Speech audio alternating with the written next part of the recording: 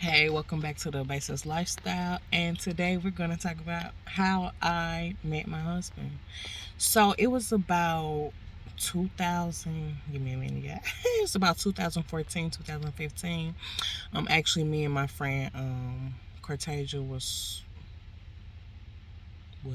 me and my old friend, Cortasia was actually, walking down the street. We was walking down a street in St. Louis. We was about what, maybe 19, 20, and we were actually going to apply for a job at my first job at Wingstop, and we was walking down the street, and this African man came rolling down on a bike, and he was like, hey, we young, we thick, legs out, we out here.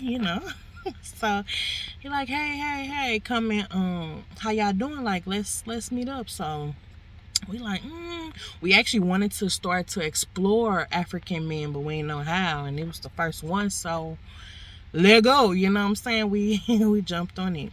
After that, he actually pursued my friend, but of course, when we go out, we like, oh, bring your friend too, and you bring your friend too.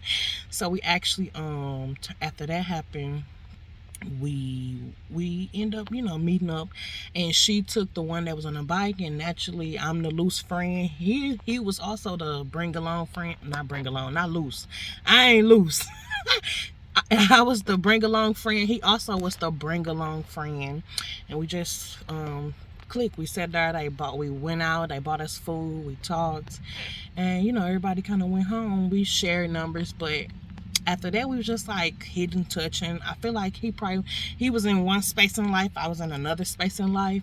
We would still connect and have conversations and stuff like her and there, like every once in a while. Hold on, yeah, I'm trying to make sure my lighting is super. So he was actually, yeah, he was in one space in life, I was in another space. So we would actually communicate every once in a while, like every 1 month or 2 month, or we would just be hitting up, having conversations. It'd be times I'd be like, I had an actual boyfriend in between that time, and I would like kind of explain, or he'd be telling me, that man ain't, this man ain't that, and these boys out here ain't this. And I'd be like, boy, you don't know. This my man. Then years later, we end up meeting back up. Not even years later, maybe like a year and a half later, we end up meeting up, and we both was in the same spot of needing somewhere to live. He had a wife in Ghana, and I was here with my virtual long story, it's another story, virtual boyfriend in Nigeria. Hey, that's gonna be another one. So after that, we was both like, okay, he's trying to pursue his wife in Ghana, and I'm trying to pursue a possible relationship in Nigeria, and we both needed somewhere to stay. So we end up sharing an apartment, getting together, splitting the apartment. But as we split this apartment, we are still like, kind of like, entangled. I guess this was an entanglement. Not really, because we both knew where we wanted to be at that time. And then things went on. As things go on, I'm actually like in the process of helping him file for his wife, because it was probably a new situation, learning things. He would still be working. So when he at work, I'm like filing paperwork for her. I'm like, making sure things are in order. And then one day, everything splattered, everything split, everything just went left. He was having a birthday party, and all my friends attended, all his friends attended. We was at home, and he had a birthday party, and his wife called, because remind you, he went all the way to Ghana, married her, came back. He was in the process, and I wasn't tripping off him, he wasn't tripping off me, because we both was pursuing different lives. And then he got a phone call from her, and she wanted him to go to the bathroom and potentially talk to her while he was having a party. And he was like, I can't do that, I refused. And she sent a text message that was like, I need a divorce, I can't do this anymore. While this man is in a full whole party, he in the bathroom damn near in tears, because he want to have fun, he going through a lot. At that time, she was kind of like giving him a little hard time, like she knew something was going on, but she didn't know what. But at the same time, I was in the process of trying to help her too, but she wasn't really understanding. And I understand why us women, we feel like you will have an internal feeling, but you won't know exactly what's going on. I'm more than likely sure she was having an internal feeling and didn't know how to handle it, like most women would. But she ended up sending him a text and was like, I need a divorce, I'm over this. And that man was in that I was in that bathroom with that man, you know, like holding him up, like, please don't let this happen. Don't come on, we got people out here, like, you know, let's just worry about it later. He came out the bathroom. He picked himself up. He came out the bathroom, and, you know, we finished the party, sent everybody home. After that, that man was destroyed. He was internally destroyed, physically destroyed.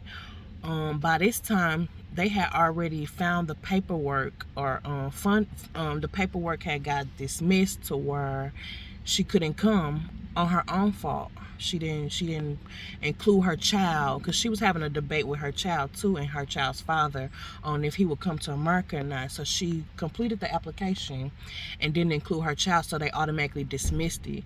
So after that, I know they both was in their feelings. He wasted all this money, you know, trying to do something, you know, help somebody, bring somebody in. It just wasn't working out. After that, everything was just trash. He was so disturbed. His feelings were so hurt. This man was like literally depressed. When I say depressed. He was so sad. Everything just threw him off. Like, and when a person is depressed, his depression was like, he won't remember things, regular things. He'll just be forgetting, or, you know, or just look like he walking this clueless life in America. Yeah, after that, it was my responsibility. I was the one to pick him up. I was the one to, you know, like, let's dust this dirt off. And from then, we've been rocking and rolling. We are 2 years into marriage now, but we've been together probably about 7. It's probably about to be about 8 now that I think about it, because it's 2002. So we've been together about 8 years, between friendship, relationship, and marriage.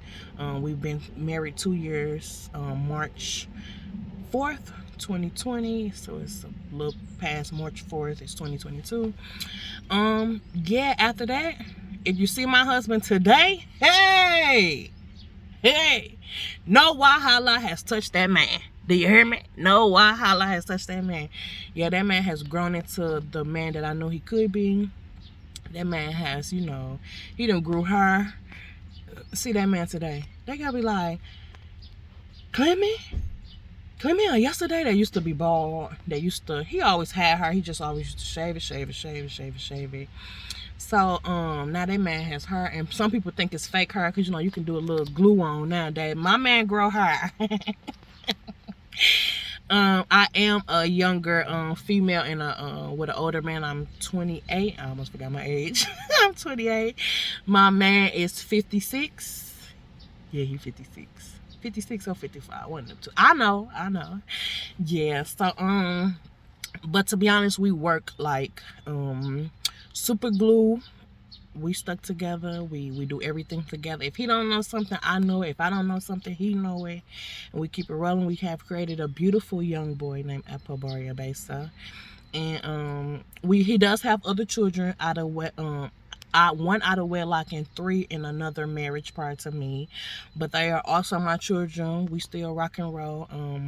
We are in the process of building relationships with them. I'm in the process of building relationships with their daddy, you know what I'm saying?